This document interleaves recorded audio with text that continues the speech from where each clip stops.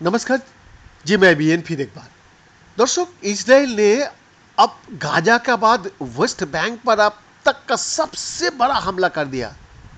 इस हमले में उसने वेस्ट बैंक के दो इलाका जेनिन और तुल कराम को निशाना बनाया है। इन दोनों इलाका में इसराइल ने एयर स्ट्राइक की। ये हमले ऐसे इलाका में हुए जो लोग से खचाखच भरा हुआ था। ड्रोन और बम का आवाज सुनकर लोगों में दहशत और डर एक बार फिर बढ़ गया है।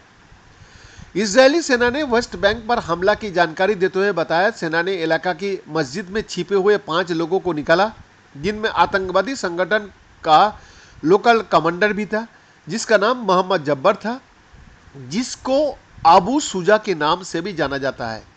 इजरायली सेना ने कहा अबू शुजा नूर शम्स से आतंकवादी संगठन का लीडर था।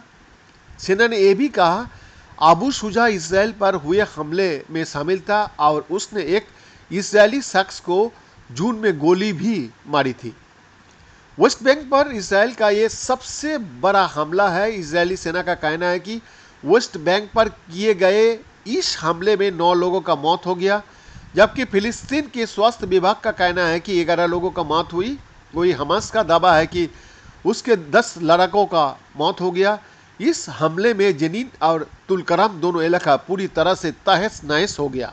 इसराइल और गजा के बीच पिछले साल 7 अक्टूबर से चल रहे इस युद्ध में अब तक 40,000 से ज़्यादा फिलिस्तीनियों का मौत हो गया है।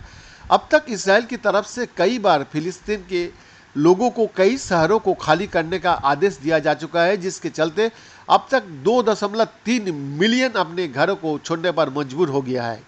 वेस्ट बैंक इसराइल और जॉर्डन के बीच पड़ने वाला इलाका है, जहां की आबादी लगभग 3.3 मिलियन है। इस इलाके पर 1967 से इसराइल का कब्जा है। जिस समय से इसराइल और हमास का बीच युद्ध शुरू हुआ, तब से ही वेस्ट बैंक में भी हालात सामान्य नहीं है। फिलिस्तीन के स्वास्थ्य मंत्रालय की रिपोर्ट के मुताबिक वेस्ट बैंक और ईस्ट जेरूसलम में अब तक 652 फिलिस्तीनियों को मारा गया है, जिसमें 150 बच्चे भी शामिल हैं। इसी के साथ 5,400 लोग घायल भी हुआ है।